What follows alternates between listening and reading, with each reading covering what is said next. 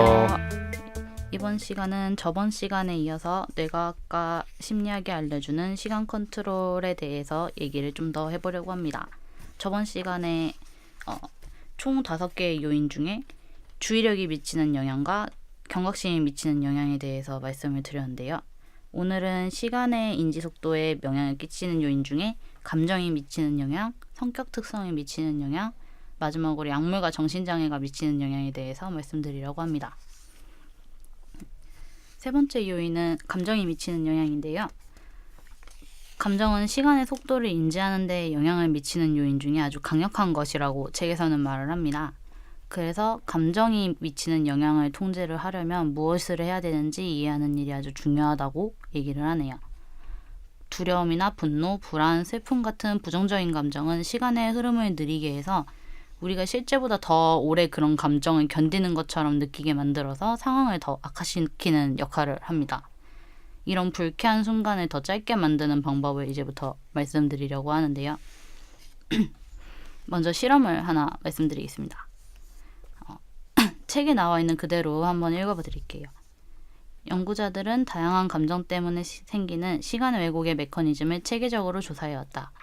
당시 수행된 실험은 일부 참가자들에게 에로틱한 장면과 같은 고강도의 기분 좋은 이미지를 보게 하고 나머지 사람들에게는 끔찍한 살인 장면과 같은 고강도의 기분 나쁜 장면을 보여주는 것이었다.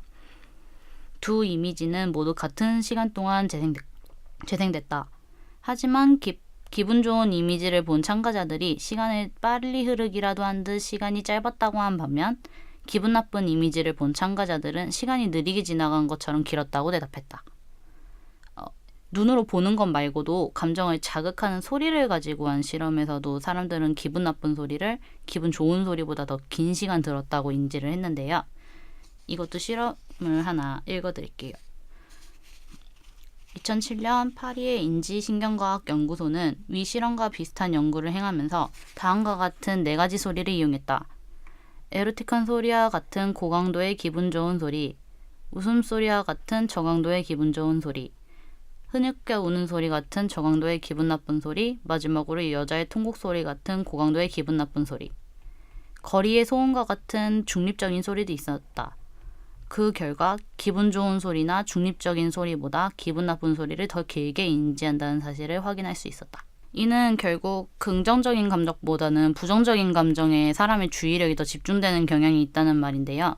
실제로 부정적인 감정을 느끼면 뇌의 정보 처리 속도가 빨라져서 시간이 느리게 느껴진다고 합니다. 그러면 기분이 나쁠 때 사실 이런 나쁜 기분을 굳이 길게 느낄 필요는 없잖아요.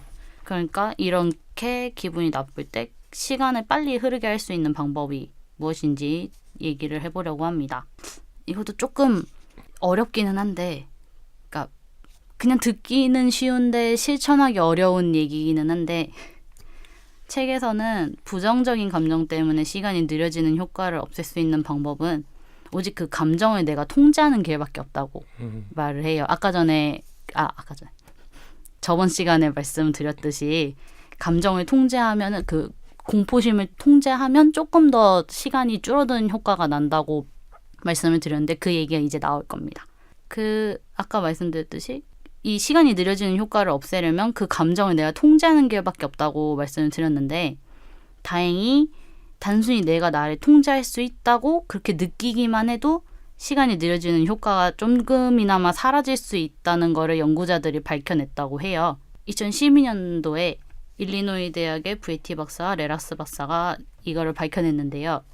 참가자들에게 긍정적인 이미지랑 부정적인 이미지를 본 후에 각 이미지를 얼마나 오래 봤는지 평가하라고 했더니 아까 전에 말씀드렸던 실험처럼 긍정적인 이미지보다 부정적인 이미지를 더 길게 봤다고 느꼈고요. 그랬는데 이제 여기에서 연구자들이 참가자들이 그 이미지의 개수를 통제할 수 있다고 착각을 하게 만들었어요. 참가자들이 키보드를 누르면 화면에 나타나는 긍정적인 이미지가 늘어나고 부정적인 이미지가 줄어든다고 그렇게 얘기를 이제 참가자들한테 해준 거예요. 근데 사실 실제로는 화면에 나타나는 그 긍정적인 이미지랑 부정적인 이미지의 수를 조절한 거는 참가자들이 아니라 스크린 뒤에 있는 연구자들이었거든요. 그래서 일부 참가자들한테는 그 사람들이 직접 그 이미지의 개수를 조절할 수 있다고 착각하게 만들었고, 나머지 참가자들한테는 그 긍정적인 이미지랑 부정적인 이미지가 나타나는 횟수를 통제할 수 없다고 얘기를 해줬대요. 그러고 나서 다시 참가자들한테 이미지를 얼마나 오래 봤는지 평가해보라고 했더니, 이미지를 통제할 수 있다고 착각한 참가자들은 자기가 느낀 그 시간의 길이를 다소 중립적으로, 이전보다 중립적으로 평가를 했다고 해요. 그래서 이 참가자들이 상황을 통제할 수 있다고, 그러니까 실제로는 통제한 게 아닌데도 내가 통제할 수 있다고 믿은 그 순간에 믿기만 하면은 네, 믿기만 했는데도 그 감정 때문에 시간이 늘어나는 효과가 사라진 거죠. 그러니까 결국 우리는 이제 부정적인 감정이 들 때 그 감정을 통제하려고 최소한 노력이라도 해야 그게 더 길게 지속되지 않는다는 거를 알 수가 있어요. 부정적인 감각은 네. 시간을 늘린다 그랬잖아요. 네. 그러고는 이제 공포나 네. 사실 불안감 네. 이런 게 시간을 늘리잖아요. 그렇죠. 그러면은 공포 영화를 만들 때는 네. 그 장편을 만들더라도 아주 길게 만드는 건 오히려 마이너스일 수 있겠네. 자극이 점점 덜해지기 때문에. 그 영화를 네. 보는 순간은 시간이 점점 늘어나는 거잖아요, 사실은. 그럼 더 생각보다 더 길게 그러니까 느낄 수 있으니까. 지치게 되니까 어느 정도 되면, 그러고 나서 극장을 빠져나오게 되면 사람들은 네. 지친 감정만 갖고 나오게 그쵸. 되면은 네. 이게 오히려 지루하다라는 소문이 나지 않을까? 그래서 공포 영화들이 전반적으로 러닝 타임이 좀 짧은 것 같아요. 길어봤자 90분? 네, 90분을 넘어가면은 네. 힘들 것 같아요. 사실 그 뭐 70분, 90분 동안 사실상 고통받다 나오는 거잖아요. 그걸 원하긴 하더라도. 네, 그러니까 내가 원하는 바긴 하지만 고통받다가 나오는 거기 때문에, 그게 뭐 예를 들어서 공포 영화가 막 반지의 제왕처럼 한 3시간 정도다 이러면은 하루 종일 고통받다 나오는 것처럼 느낄 테니까 상대적으로 인터넷에서 평이 안 좋을 수밖에 없을 것 같아요. 뭐 그런 것도 다 신경을 써서 만들어야겠네요. 네, 아무래도. 그리고 또 하나는 이제 궁금해지는 게 네. 부정적인 감정이라는 게 네. 슬프고 이런 것도 다 부정적인 감정이잖아요. 네, 그렇죠. 근데 그런 슬픔을 유도하는 어떤 상품들이 있잖아요. 말하자면 뭐 이렇게 소위 최루탄이라고 얘기하는 영화들이나 영화라든가 어떤 뭐 헤어진 연인을 그리는 발라드 음악이라든가. 네네네, 그렇죠. 네, 그럼 그런 거를 우리가 보거나 네. 느낄 때도 우리는 그냥 감동이라고 표현을 하는데, 네. 그 감동이라는 감정을 느낄 때도 시간이 느리게 흐를 가능성이 그러면 있을까요?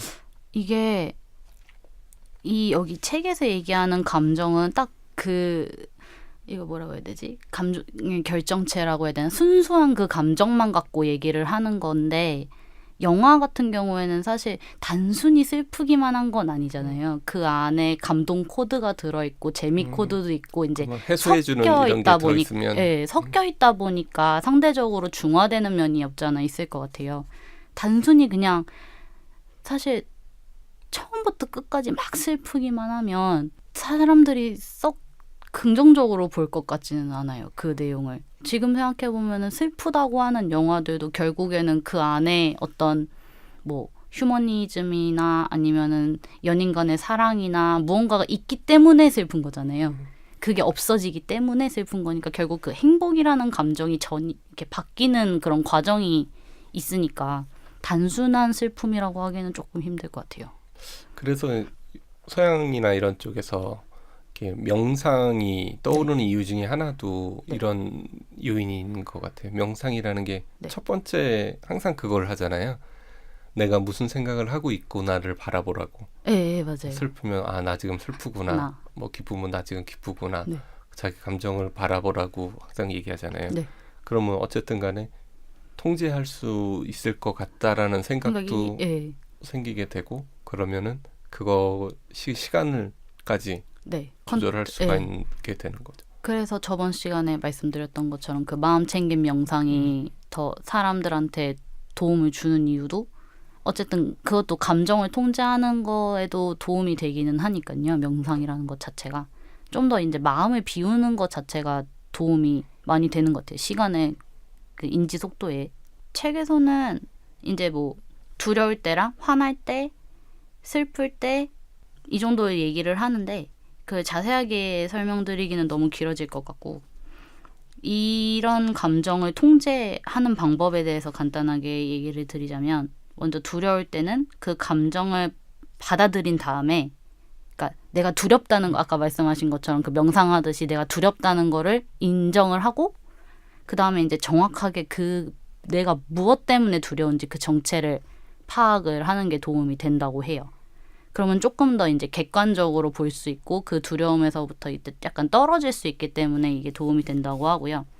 화가 날 때는 뭐 다들 이렇게 말씀을 하시긴 하는데 숨을 천천히 쉬면서 편안한 생각을 하거나 아니면 이제 속으로 참을 인자를 세는 것처럼 시간적인 여유를 얻으라고 얘기를 하더라고요. 그러니까 일단 물러서라. 네. 그러죠.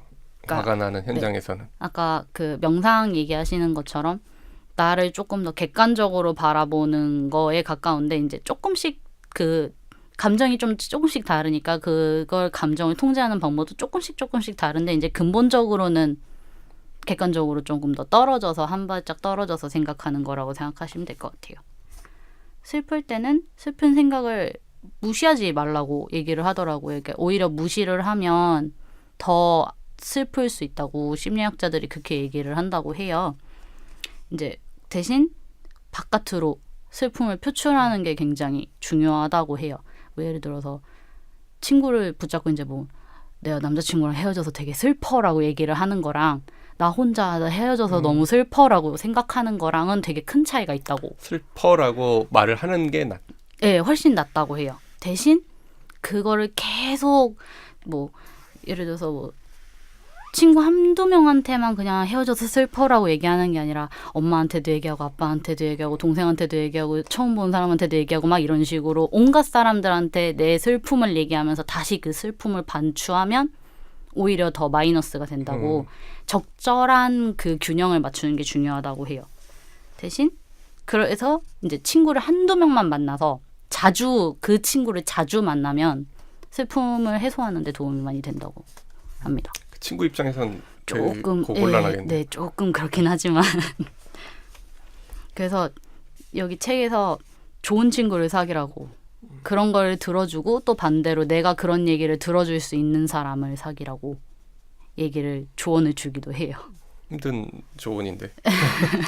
근데 이제 서로 이제 뭐 슬픈 얘기도 하고 조금 안 좋은 얘기도 해도 그 친구가 들어주고 이제 위로해주고 또 반대로 그 친구가 나한테 그런 얘기를 하고 또 내가 위로해주고 이게 균형이 맞는 친구들이 가끔 있잖아요. 그런 친구들을 자주 만나면 조금 더 덜 슬퍼지지 않을까 싶습니다. 그럼 그런 친구를 만나면 시간이 빨리 간다는 거네, 결국은. 그쵸, 아무래도. 그런 얘기를 이제 다 털어놓고 좀 더 완화시키고 있으니까. 예. 이제 그 당시에는 시간이 빨리 갔는데 이제 뒤돌아보면은 시간이 되게 그 친구랑 보낸 시간이 굉장히 풍부하게 느껴지는 거죠. 기억에 많이 남아있는 네, 시간이잖아요. 기억에 많이 남아있는 시간이기 때문에. 네, 이렇게 세 번째 요인을 간단하게 말씀을 드렸고요. 요약을 해보자면 우리가 하루 동안 느끼는 다양한 감정은 시간 인지에 서로 다른 영향을 미치는데 두려움, 분노, 불안, 슬픔과 같은 부정적인 감정은 확실하게 시간의 흐름을 느리게 하고 참고 견뎌야 하는 시간을 길게 만듭니다. 이런 감정을 극복하는 열쇠는 감정을 스스로 통제할 수 있다고 믿는 것입니다. 부정적인 감정이 생길 때 그 감정의 실제 지속 시간을 줄일 수는 없지만 그 지속 시간을 조금이나마 짧게 느낄 수 있는 몇 가지 팁을 아까 방금 말씀을 드렸고요. 이제 네 번째 요인으로 들어가 보려고 합니다. 네 번째 요인은 당신은 어떤 종류의 사람인가? 성격 특성이 미치는 영향입니다. 관심이 가는 부분이에요. 성격이라는 거는 좀 통제하기가 사실 힘든 요인도 어느 정도 있는 거라서. 뭐라고 해야 되지? 태어날 때부터 좀 갖고 있는 요인이잖아요. 이거는 바꾸기도 좀 쉽지 않고 유전적인 것도 있고. 그렇죠. 사람은 변하지 않는다고 생각하는. 고쳐 쓰지 말라는 얘기도 있듯이. 여기서는 거의 내향적인가 외향적인가를 위주로 말씀을 드리려고 해요. 더 자세하게 들어가 있기는 한데 이제 가장 쉽게 간단하게 설명해 드릴 수 있는 게 내향적, 외향적 얘기라서 학교에서 배운 거를 완전히 이해하려고 복습을 수십 번 반복해야 되는 애가 있는가 하면 반대로 아주 빨리 한 번에 이해해버리는 학생들도 있잖아요. 이렇게 어떤 사람의 뇌는 빠르게 돌아가지만 다른 사람들은 또 보통이나 그 이하의 속도로 돌아가는데요. 이런 사고 속도가 경각심이나 정신적 각성의 타고난 수준에 따라서 달라진다고 하는데요. 이 타고난 수준이라는 게 성격 특성이라고 생각하시면 될 것 같아요. 시간의 인지 속도는 이런 지각 속도에 달려있기 때문에 우리는 이제 각자의 뇌 속도에 따라서 시간을 또 다르게 경험을 합니다. 여기서 좀 흥미로운 실험을 하나 말씀드리려고 하는데 아까 전에 그 아이들 공부 얘기를 네. 좀 하셨잖아요. 네. 뭐 30분만 공부하고 그 다음에는 게임해라 뭐 이런 식으로 얘기하신다고.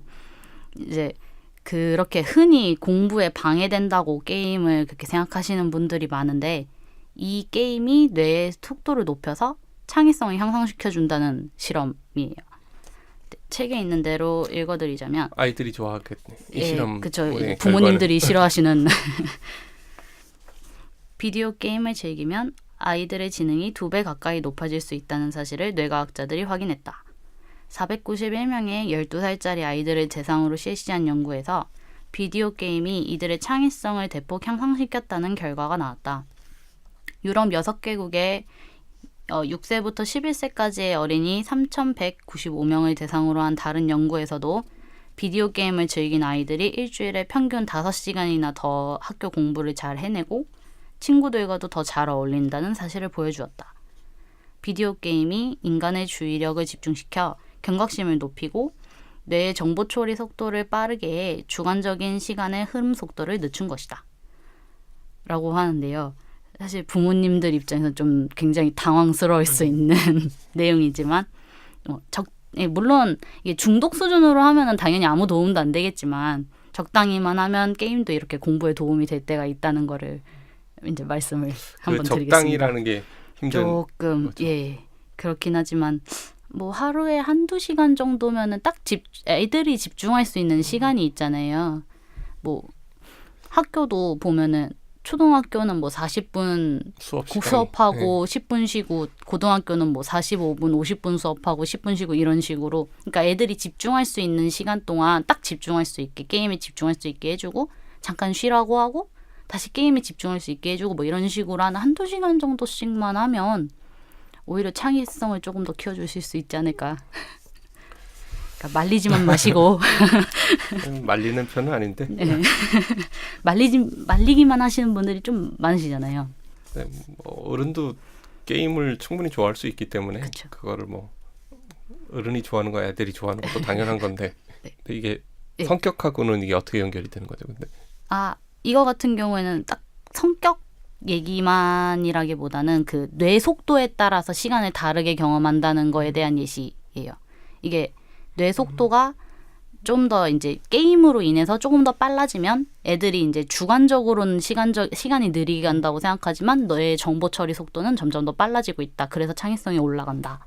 이런 얘기를 하려고 이 실험을 말씀을 드린 거고요. 또 이렇게 뇌 속도가 아이들이 다 각기 다른데 이게 내향적이냐 외향적이냐 뭐 아침형 인간이냐 저녁형 인간이냐 쉽게 실증내는가 아니면 꾸준히 즐기느냐 소심하냐 대범하냐 같은 이런 성격적인 특성 개인적인 특성을 결정한다고 해요. 그리고 이 개인적인 특성은 아까 말씀드렸듯이 우리가 경험하는 시간의 속도를 빠르게 혹은 느리게 만드는 데 중요한 역할을 합니다. 그러니까 간단하게 얘기해서 어떤 유형의 사람인가에 따라서 시간을 경험하는 속도가 달라진다는 거예요. 뇌 속도가 다르기 때문에. 여기서는 아까 전에 말씀드렸듯이 내성적, 외향적을 기준으로 해서 2가지 유형만 간단하게 살펴보기로 하겠습니다. 뭐 방금 말씀드린 뭐 아침형 인간, 저녁형 인간, 뭐 소심, 대범 이런 얘기는 책에 있으니까 책에서 봐주시면 좋겠고요. 먼저 내성적인가 외향적인가에 대해서 말씀을 드리겠습니다. 다들 아시다시피 외향적인 사람은 다른 사람들이랑 잘 어울리고 그룹 활동을 좋아하고 또 대부분이 뭐 사교 모임이나 파티나 뭐 시위 뭐 정치단체 활동 이런 것도 다 좀 즐기는 편이고 다른 사람들에 비해서 이렇게 떠들썩한 장소를 또 좋아하고요. 천성적으로 다중 업무, 그러니까 멀티태스킹이 잘 되고 쉽게 산만해지지 않고 반복하거나 아니면 판에 박힌 일상을 싫어하면서 또 혼자가 되면 쉽게 지루해하는 편입니다. 반면 내성적인 사람은 독서나 글쓰기, 하이킹, 낚시처럼 내적 자극을 얻을 수 있는 혼자만의 활동을 즐기기 때문에 필연적으로 혼자 있는 것을 또 좋아하게 되고요. 산만해지기 쉬워서 한 번에 한 가지 일에만 집중하는 편이라고 합니다. 또한 다른 사람과 아까 외향적인 사람처럼 다른 사람과 교류하기보다는 그 시간에 자기를 되돌아보는 시간을 가지는 것을 좋아한다고 하네요. 물론 모든 사람을 딱 잘라서 이 사람 완전히 내향적인 사람, 이 사람 완전히 외향적인 사람 이런 식으로 설명하기는 조금 그렇고 대부분은 두 가지 성향을 다 조금씩 가지고 있기는 한데 이제 어느 한쪽으로 조금 더 내가 기울어져 있는 경우가 많다고 해요. 그리고 이 성향이 바로 아까 말씀드렸듯이 우리가 시간을 인식하는 속도에 영향을 끼친다고 하는데요. 그걸 단적으로 보여주는 실험을 하나 말씀을 드릴게요. 2001년에 루이지애나 주립대학 심리학과 학생들을 대상으로 해서 마음속으로 1분이라는 시간을 얼마나 정확하게 세는지 알아보는 테스트를 한 적이 있는데요. 내성적인 학생들은 58초 만에 1분이 지나갔다고 평가를 했고 반대로 외향적인 학생들은 77초가 지나서야 1분이 지났다고 얘기를 했다고 해요. 이렇게 내성적인 사람의 뇌는 같은 시간을 더 길게 인지하고 반대로 외향적인 사람의 뇌는 더 시간을 짧게 인지한다고 하는데요. 그래서 외향적인 사람이 내성적인 사람보다 일반적으로 좀 더 행복해하는 이유가 된다고도 합니다. 아까 말씀드렸듯이 이제 부정적인 감정은 좀 더 시간을 길게 되기 때문에 서적 편집자라는 직업을 갖고 있는 사람들은 기본적으로 약간 내성적으로 조금 들어가는 약간 불행한 직업인가요? 굉장히 지금 이렇게 열심히 말하는 것도 평소에 있는 일이 아닌데 불행한 직업이네. 네, 조금 그래서 이 연구 결과만 보면 좀 내성적인 사람의 입장에서는 조금 약간 슬픈 얘기가 좀 나오긴 할 텐데요. 그렇다고 이게 내성적인 게 무조건 부정적인 것만은 아니니까. 네. 그리고 또 다른 성격적 특성을 간단하게 말씀을 드리자면 얼마나 빨리 지루해야 하는가를 가지고 좀 더 얘기를 하려고 해요.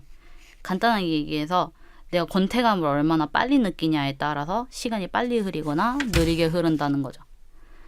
내성적인 사람은 일반적으로 이 권태 한계치가 낮다고 해요. 그래서 어떤 일을 똑같이 계속해도 덜 지루해하고 오히려 반대로 거기서 조금 즐거움을 느끼고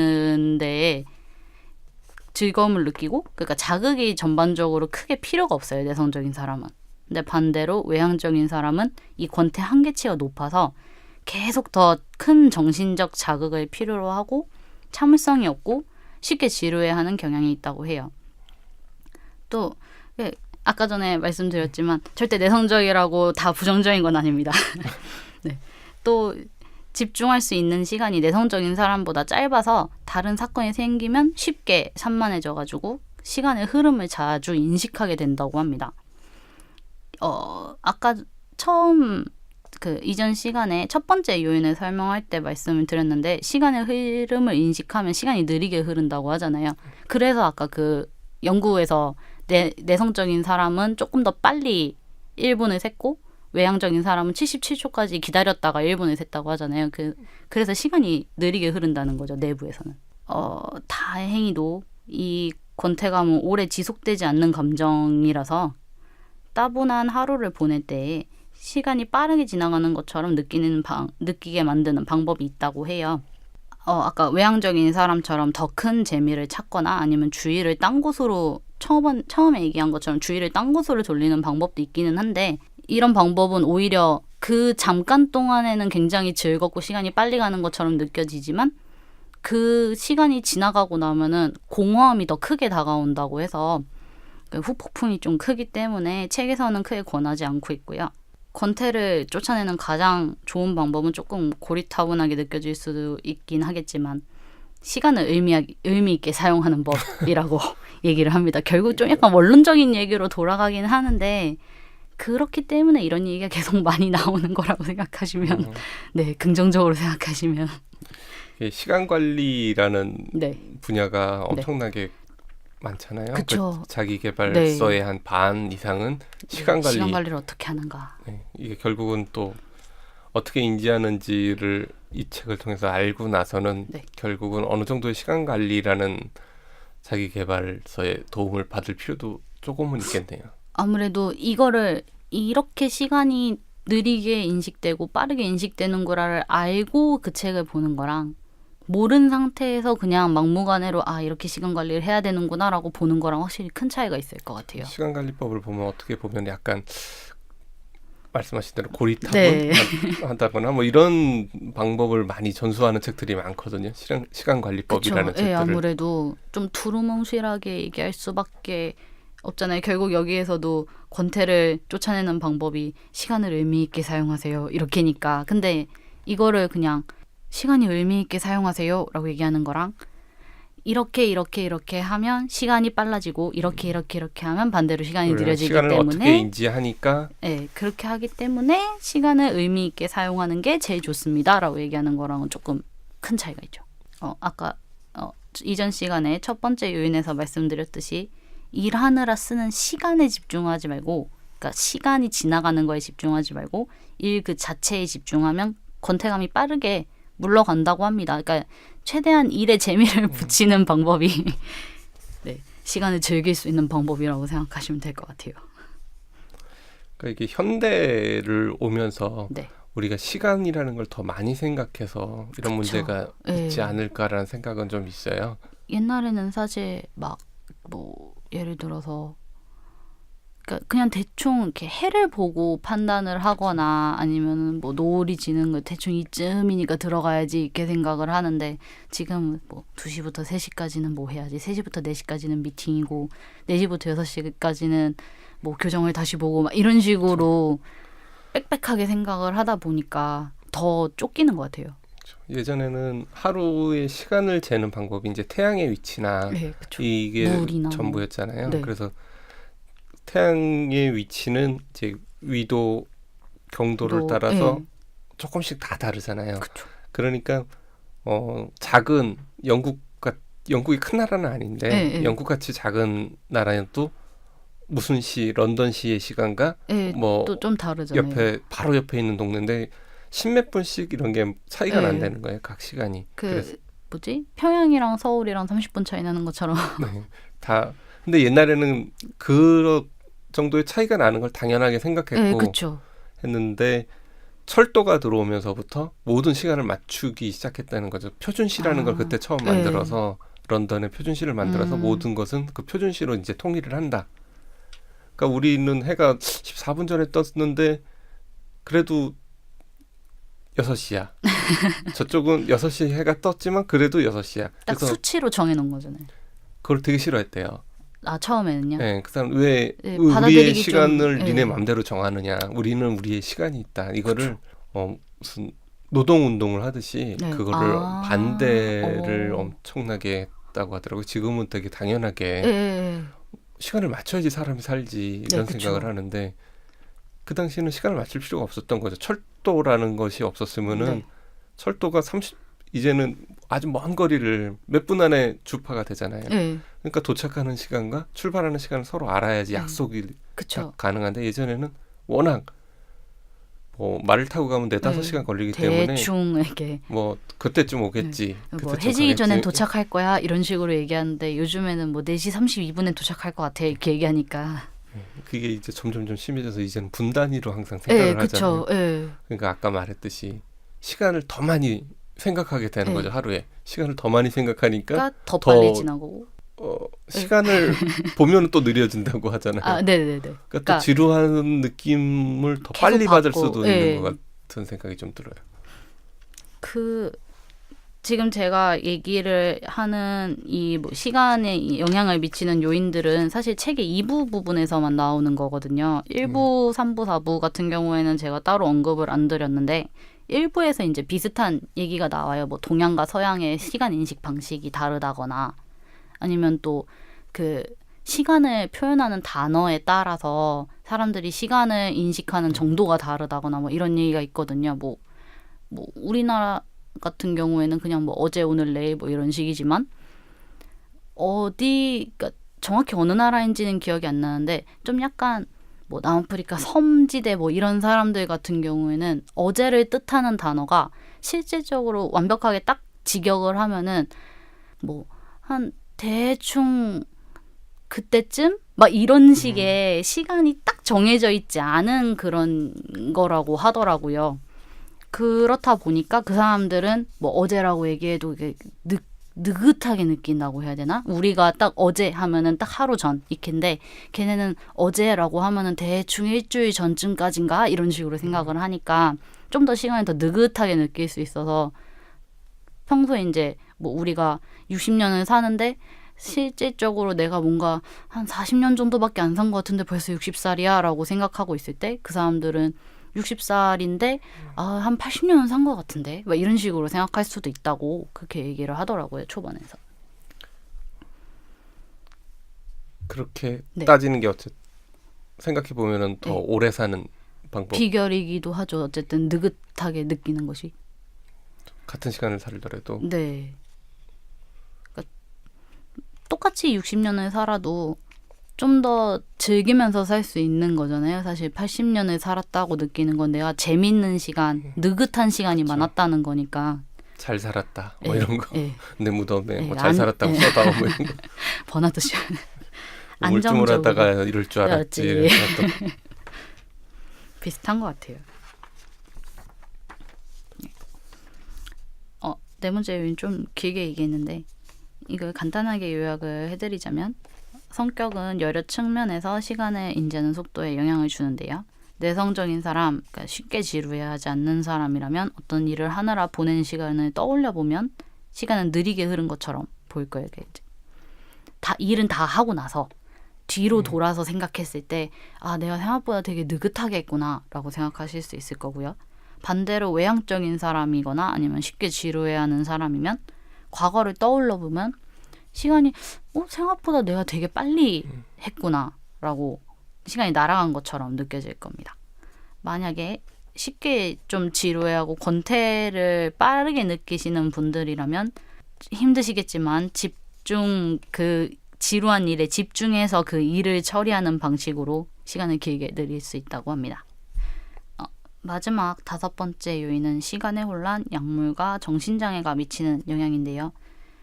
책에서는 여기에서 아예 하나를 딱 바꿔 들어가는데 저자는 이런 약물을 단순히 그 시간을 분명 늦출 수 있고 빠르게 할 수 있고 쉽게 할 수 있는데 왜냐면 화학적 물질이니까 이런 용도로 그냥 단순히 뭐 시간을 좀 빠르게 하고 느리게 하는 용도로 이런 물질을 그러니까 이런 약물을 뭐 오남용하는 거를 절대 자기는 권하지도 않고 그러지 말아야 된다고 일단 한번 못 받고 시작을 하고 있습니다. 네.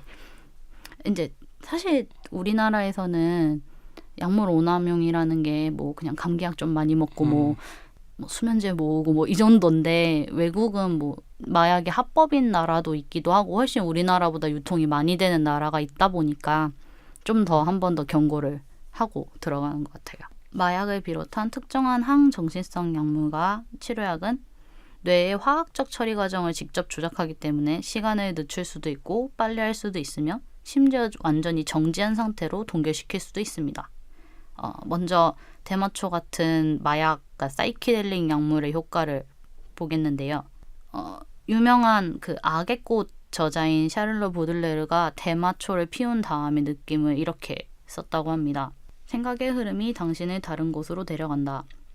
그러면 삶의 소용돌이 속으로 몇 분 더 빠져들 수 있다. 지금 이 몇 분 역시 아주 느리게 흘러갈 것이다. 수많은 강렬한 생각과 감각 때문에 개인이 느끼던 보통의 시간은 완전히 혼란스러워진다. 마치 시간의 공간 속에서 여러 사람의 삶을 사는 듯한 느낌이다. 당신의 감각은 엄청나게 예민하고 예리해진다. 시야는 무한히 넓어진다. 귀는 아주 작은 소리까지 들을 수 있다. 일말의 모호함과 함께 불가사의한 생각의 전이가 일어난다. 소리에 색깔이 들어있고 색깔에는 음악이 있다. 이런 환각은 영원처럼 오랫동안 계속된다. 당신은 의식 명록이거나 엄청난 노력을 기울여야만 시간을 인지할 수 있다. 영원이라 느낀 시간은 실제로 불과 1분일 뿐이다. 또 프랑스 의사 샤를 리셰는 이 느낌을 이렇게 설명했습니다. 간단하게. 대마초를 피우면 인간의 시간 인식은 완전히 뒤집어진다. 순간은 몇 년이 되고 몇 분은 수세기가 된다. 이렇게 사이키델릭 약물은 특정한 신경 전달 물질과 상호작용을 해서 뇌에 영향을 미치는데요. 뇌가 이런 자극을 받으면 세상을 인지하는 속도에 영향이 갑니다. 뇌과학 얘기를 조금 나올 수밖에 없어서 조금 드리고자 하는데, 예를 들어서 마리화나 같은 경우에는 뉴런의 방출 속도를 높이고 도파민 자극제 역할을 한다고 해요. 그래서 경각심이 급작스럽게 높아지고 시간이 느려지고 정보 처리 속도가 뚜렷하게 빨라진다고 합니다. 그래서 이런 마리화나나 뭐 대마초 같은 각성제류의 마약에 중독이 되면 시간이 굉장히 느긋하게 흘러간다고 해요. 그래서 그 마리화나나 대마초 피우고 차 운전을 하면은 속도감이 안 느껴진대요. 다 느긋하게 느껴진대요. 예를 들어서 뭐 한 120km로 달리고 있어도 한 60km, 30km 이 정도로밖에 안 느껴져서 너무 느린데? 생각이 느려지니까 느린데? 라고 인식을 해서 더 빨리 운전하다가 죽는다 그러더라고요. 그래서 그 담배가 우리나라에 허용된 이유가 담배 피우고 일할 수 있고 담배 피우고 운전할 수 있어서 라는 얘기도 있다고 하더라고요. 마리아나 같은 경우에는 시간이 느려지기 때문에 결국 사람 몸이 늘어지거든요. 예술가들이 그러면은 네. 그쪽에 뭐 유혹을 많이 받는다 그러잖아요. 네, 그렇죠. 뭐 방금 말씀드린 것처럼 보들레르도 아예 그 클럽이 있었대요. 그게 그 느려지는 새로운 감각을 한번 느껴보고 싶은 마음이 생기는 걸까요? 아무래도 그렇지 않을까요? 이게 단순히 시간만 느려지는 게 아니라 아까 보들레르가 얘기한 것처럼 막 감각이 다 예리해지고 시간이 음악이 되고 막 이런 느낌이 있으니까 환각과 환청과 이런 것까지 다 포함되니까 거기에서 영감을 확실하게 많이 받을 수 있다고 옛날에 많이 생각했던 것 같아요. 뭐 고우가 압생트나 이런 거 많이 마신 것도 그래서이지 않을까. 알코올이긴 하지만 네. 압생트는. 네. 방금 알코올 얘기하셔서 하는 건데 알코올이나 헤로인 같은 경우에는 각성제가 아니라 진정제에 가깝대요, 사실. 그래서 이런 약물은 시간을 빠르게 만든다고 하는데요. 이것도 관련 실험이 있어서 한번 읽어드리도록 하겠습니다. 신경과학자인 워런 맥은 시간 인지에 관한 약물 각성제의 효과를 입증하고자 더럼에 있는 듀크 대학에서 재미있는 실험을 실시했다. 그는 쥐에게 레버를 누르면 그 보상으로 12초 후에 음식을 받는다는 인식을 심었다. 그런 다음 약물이 쥐의 시간 인지에 어떤 영향을 미치는지 조사하려고 쥐에게 도파민 자극제인 코카인을 투여했다. 그러자 쥐는 레버를 평소보다 빨리 누르기 시작했다. 반대로 다른 그룹의 쥐에게는 도파민 차단제이자 정신분열증 등의 정신병 치료에 효과가 있는 진정제의 하나인 할로페리도를 투여했다. 그러자 쥐는 평소보다 느리게 레버를 누르기 시작했다. 실제보다 시간이 덜 지나갔다고 생각한 것이다. 니코틴이나 암페타민 같은 약물도 시간을 느리게 만드는 약물이라고 합니다. 특히 암페타민 같은 경우에는 뇌의 경각심을 높이고 뇌가 짧은 시간에 보다 많은 사건을 아까 전에 말씀드렸던 그 정신적 스냅 사진이라고 얘기하는 그거를 많이 기록할 수 있게 해줘서 시중에서 스피드라는 이름으로 불리는 게 이것 때문이라고 한대요. 전 사실 스피드라는 걸 처음 들어봤는데 스피드란 이름은 들어봤는데 네, 그게 암페타민인 줄 몰랐어요. 그래서 2차 세계대전 때 그때 미국 병사들의 경각심을 높이려고 암페타민을 투여했다고 해요, 실제로. 우리나라에서는 사실 뭐 총명탕? 뭐 이런 거의 한약이 대부분인데 사실 약은 저희는 잘 안 쓰잖아요. 그 공부 잘한다고 뭐냐 한약 정도지 아니면은 뭐 MC 스퀘어? 뭐 이런 거가 더 많은 것 같은데. ADHD 치료제를 애들한테 그 투여를 했었어서 문제가 된 적이 있어요. 그게 공부 잘하는 약이라고. 네. 그 아이들을 좀 진정시키는 거죠. 네, 그쵸. 원래 차분하게 ADHD가 만들어서 고활동 이런 장애잖아요. 그러니까 그런 공부에 대해서 어떤 그런 부작용적인 약물 사용이 있기는 있었죠. 국내에도. 저자가 책에다가 이런 약물을 사용하는 걸 절대 권하지 않는다고 써놓은 이유가 있었네요. 좀 이따가 ADHD 얘기도 조금 나오거든요. 우리나라 같은 경우에는 방금 말씀하신 것처럼 ADHD 치료제 이런 것처럼 외국에서는 지능 향상제라는 거를 파나 봐요. 그래서 이 지능 향상제라는 것의 효과도 이런 암페타민이나 니코틴처럼 경각심을 높이는 약물이라서 이 약물을 복용을 하면은 애들이 되게 시간이 느리게 간다고 생각을 한대요. 그래서 뭐 같은 시간인데도 공부를 더 오래 할 수 있는? 오래 한 것 같은. 네, 오래 한 것 같은. 더 자세하게 기억할 수 있는 시간이 되는 거죠. 애들한테는. 공부를 더 많이 한 느낌을 받게. 그쵸. 네. 더 자세하게 더 많이 본 것 같은 한 책을. 글자 한 글자를 네네네, 더 유심히 꼼꼼하게. 많이 봤을 예. 테니까. 당연한 얘기지만 이런 약물을 많이 사용하면 부작용이 아주 큰데요. 아까 암페타민, 스피드라고 불리는 암페타민이나 스테로이드도 많이 사용하면 환각이나 편집증이나 뭐 현실 감각 상실 증세까지도 초래할 수 있다고 합니다. 그리고 또 판단력이 결핍되고 기꺼이 위험을 감수하려는 증세를 보이기도 한다고 하는데요. 이게 경각심이 높아지고 그러면 이제 약간 아까 그 외향적인 사람들처럼 조금 더 기분이 좋아지는 거죠, 결국. 그래서 그 기분이 좋은 게 지나쳐서 판단력이 대충 이렇게 되겠지 하고 대충 생각해버리고 위험을 감수하는 것도 또 마찬가지로 기분이 너무 좋은 탓에. 그렇기 때문에 이 약물을 자주 계속 꾸준히 사용하는 사람들 같은 경우에는 도박에 쉽게 빠지는 경우가 많다고 해요. 왜냐면 거기에서 또 얻을 수 있는 그런 쾌락이 있다 보니까 쉽게 얻을 수 있는 쾌락에 쉽게. 그러니까 약물에 네. 잘 빠지는 사람은 도박에도 잘 빠지고 그 중독에 되게 약해지는 거네요. 그렇죠. 모든 아무래도. 그 네. 도파민을 내뿜는 모든 행동이. 네. 아까 말씀하신 것처럼 ADHD 얘기가 이제 나오는데 정신장애를 가진 사람들의 시간 인식 속도도 이런 각성제나 진정제랑 마찬가지로 설명을 할 수가 있다고 해요. 뭐 파킨슨병이나 정신분열증, 그 주의력 결핍 과잉 행동장애가 ADHD인데 ADHD를 앓는 환자들은 모두 뇌에 비정상적인 수준의 신경전달 물질, 그러니까 도파민이 너무 많아서 시간을 인지하는 데 문제가 있다고 합니다. 그래서 아까 전에 뭐 얘기한 것처럼 진정제 네. 이런 마약성 약물이라고 하죠. 그거를 투여해서 상대적으로 진정시키게 만든다고 해요.